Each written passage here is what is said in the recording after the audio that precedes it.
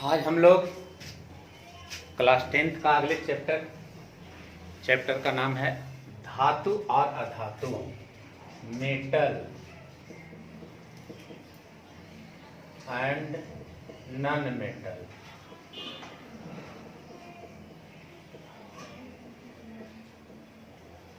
Chapter है metal and धातु और अधातु। मुख्य रूप से ये धातु और अधातु ही महत्वपूर्ण है। और ऐसे वर्गीकरण तो तीन रूपों में किया गया है। एक है उपधातु, जिसमें दोनों तरह का गुण पाया जाता है। तो धातु और अधातु चैप्टर पढ़ने से पहले हम लोग इसका थोड़ा सा वर्गीकरण जान लें कि हमारे जीवन में धातु और अधातु का महत्वपूर्ण स्थान है और ये धातु अधातु आया कहाँ से। तो सबसे पहला वर्गीकरण के आधार से हम लोग देखते हैं तत्व है। तो तत्वों का वर्गीकरण, क्लासिफिकेशन ऑफ एलिमेंट, तत्वों के वर्गीकरण में किस प्रकार तत्वों का वर्गीकरण किया गया।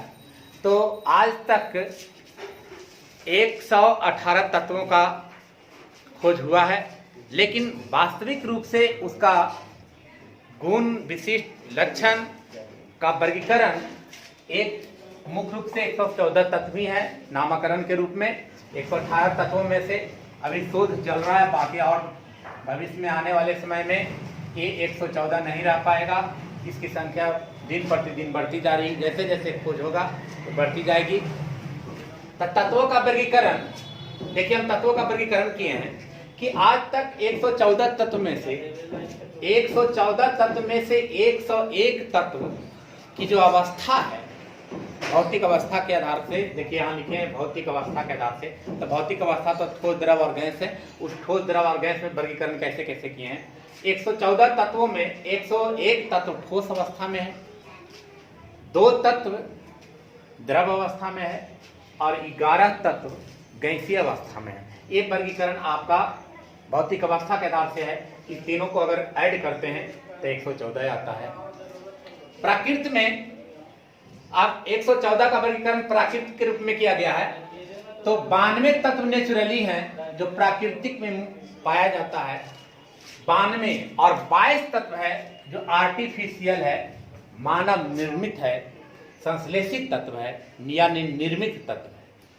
22 तत्व और 92 को अगर जोड़ते हैं तो ये भी 114 आता है। अब विशिष्ट गुण के आधार से देखते हैं। तो विशिष्ट गुण के आधार से 114 तत्वों में 85 तत्व धातु है, 85 तत्व धातु के रूप में है और 7 तत्व उपधातु के रूप में है और 22 तत्व अधातु के रूप में पाया जाता है। अब इस 85 में भौतिक अवस्था के आधार से देख लें कि 85 धातुओं का भौतिक अवस्था क्या है। तो 85 धातु में से 84 जो धातु हैं वो ठोस अवस्था में है और एक जो धातु है वो द्रव अवस्था में है। बार बार ऑब्जेक्टिव में ये क्वेश्चन आता है, 10th के ऑब्जेक्टिव में बार बार एक क्वेश्चन आ जाता है कि एक धातु का नाम बताइए जो द्रवीय अवस्था में है। तो याद रखिएगा कि धातु जो द्रव अवस्था में है वो है पारा Hg। पारा जो तत्व है, धातु है जो द्रवीय अवस्था में है, और 7 जो उप धातु है, आर्सेनिक, सिलिकॉन, एंटीमनी, बिस्मथ, ये 7 जो उप धातु है वो ठोस अवस्था के रूप में पाया जाता है। और 22 जो अधातु हैं, तो 22 अधातु का वर्गीकरण देखिए भौतिक अवस्था के आधार से। तो 22 धातु में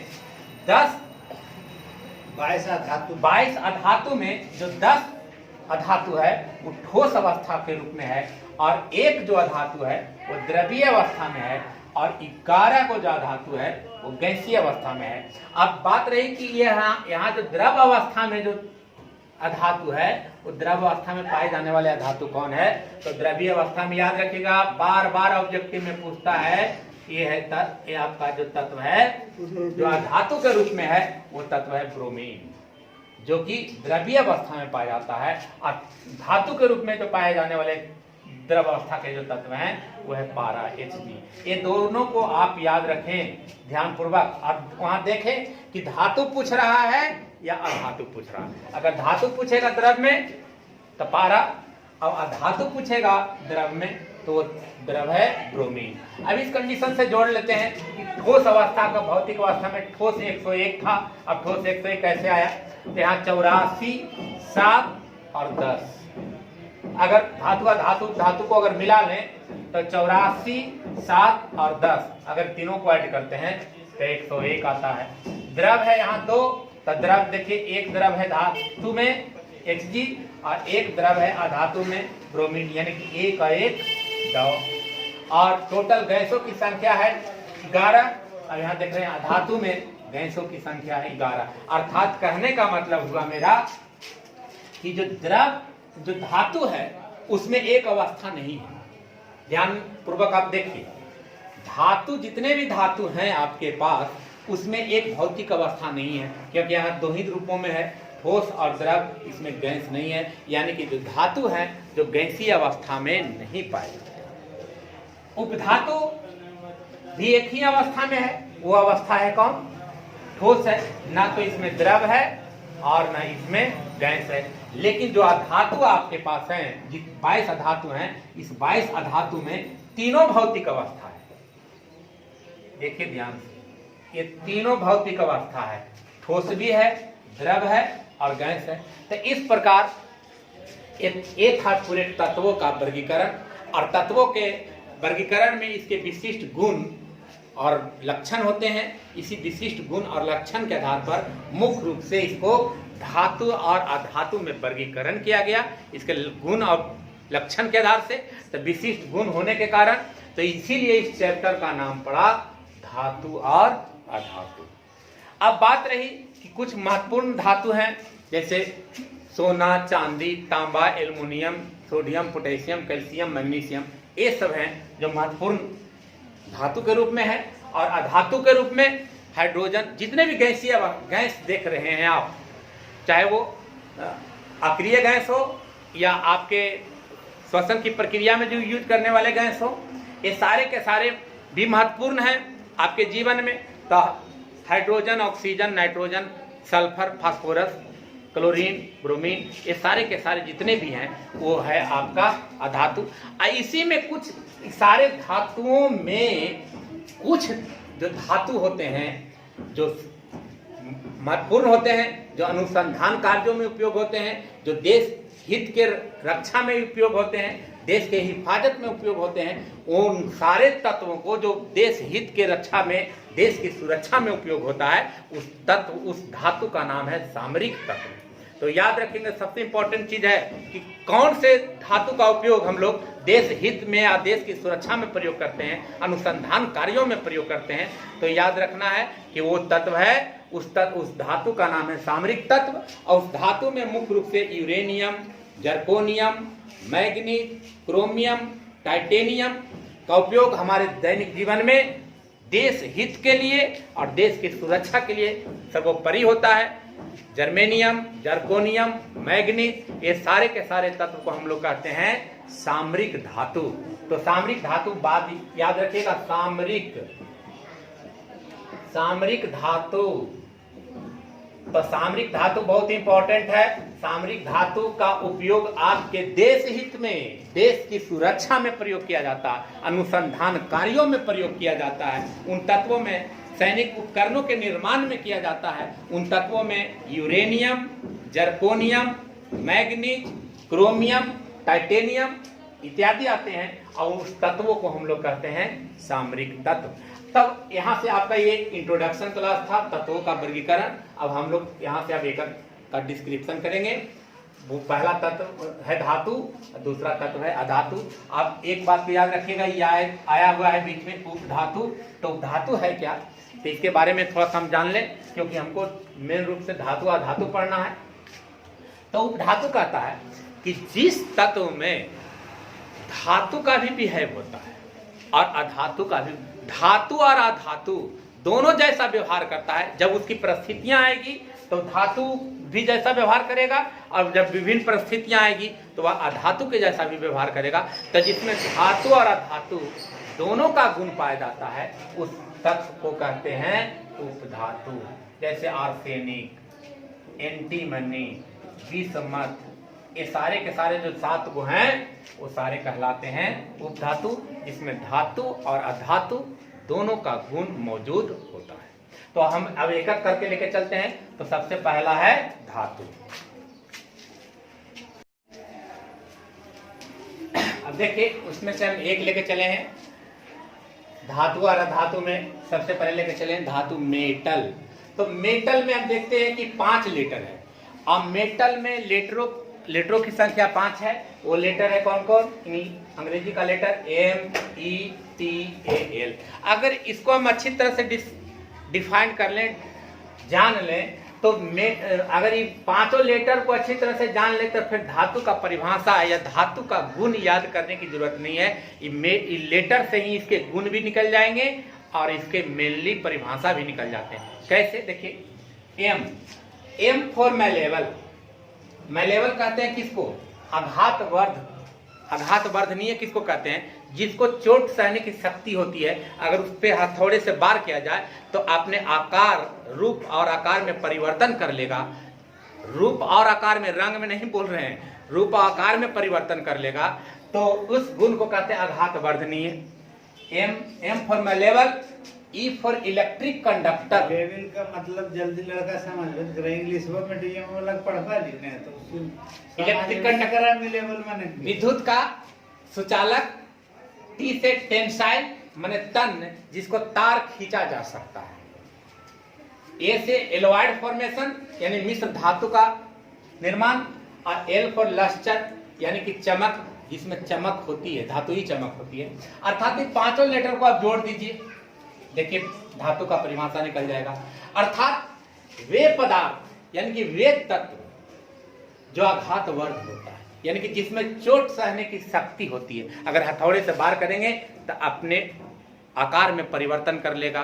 तो उसी गुण को कहते हैं। जैसे अगर लोहे का रड है ये, अगर इसको हम लोग हीट करके इसको हथौड़े से मारे तो ये अपने आकार में परिवर्तन कर लेगा। हो सकता है ये रड राउंडेबल है तो ये आपका फैलाव इसमें हो जाएगा। इसी गुण को कहते हैं आघातवर्ध।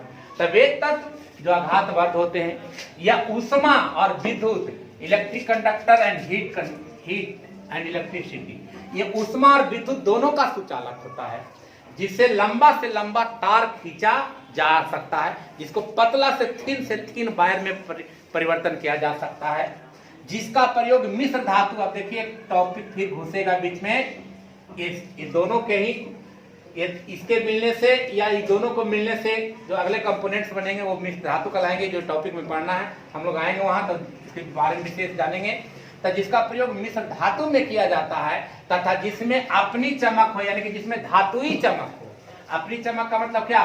धातुई चमक, क्योंकि धातु है तो जिसमें धातुई चमक होती है उसे हम लोग धातु कहते हैं। जैसे सोना, चांदी, लोहा, तांबा, zinc, sodium, potassium, calcium, magnesium इत्यादि। ये जितने भी तत्व देख रहे हैं ये सारे के सारे धातु हैं। अर्थात धातु का परिभाषा आप इस लेटर को आप अच्छी तरह से देख ले, याद रखिएगा। तो भूल भी जाइएगा तो आप इस लेटर के माध्यम से इसके गुण भी निकाल सकते हैं। अब बात रही धातु का, एक परिभाषा था तो जो आघातवर्ध होता है, जिसमें अपनी चमक होती है, जिसे पतला से पतला थीन वायर खींचा जा सकता है, जो ऊष्मा और विद्युत का सुचालक होता है, जिसका द्रव्यनांक और पतनांक उच्च होता है, जिसका घनत्व उच्च होता है, जिसका वर्धनांक उच्च होता है। ये सारे आएंगे प्रॉपर्टी में। तो सारे गुण रखने वाले को यानी कि इसे हम लोग कहते हैं धातु। सोना, चांदी, तांबा याद रखिएगा। अब बात रही वायर की बात है तो देखिए सबसे अधिक जो तत्व है वो है सोना और चांदी। सोना और चांदी ये जो तत्व देख रहे हैं सोना और चांदी, इसे पतला, सबसे पतला वायर बनाया जा सकता है। जैसे हम देखिए कंडीशन लिखे हैं कि यदि 1 ग्राम सोना ले लिया जाए तो 1 ग्राम सोना ले लिया जाए तो इसे 2 किलोमीटर लंबा तार खींचा जा सकता है। अर्थात कितना पतला हो सकता है? ये केस से भी पतला हो सकता है। 1 ग्राम सोना को 2 किलोमीटर लंबा तार खींचा जा सकता है। उसी प्रकार 100 मिली चांदी को 200 मीटर लंबा खींचा जा सकता है। अर्थात दोनों समान है। तो सोना और चांदी सबसे तन्य धातु है जिसको पतला से पतला वायर के रूप में बनाया जा सकता है। अब हम लोग पढ़ेंगे इसके धातु का गुण। तो धातु के गुण में मुख्य रूप से भौतिक गुण और रासायनिक गुण। तब भौतिक गुण ध्यान दीजिए, यही 5 हैं आपके पास लिखा हुआ है, ये इसी को सजा के लिख सकते हैं अपने मन से, तो एक गुण बन जाएगा। देखिए कैसे। तो सबसे पहले हम लोग पढ़ेंगे धातु के भौतिक गुण।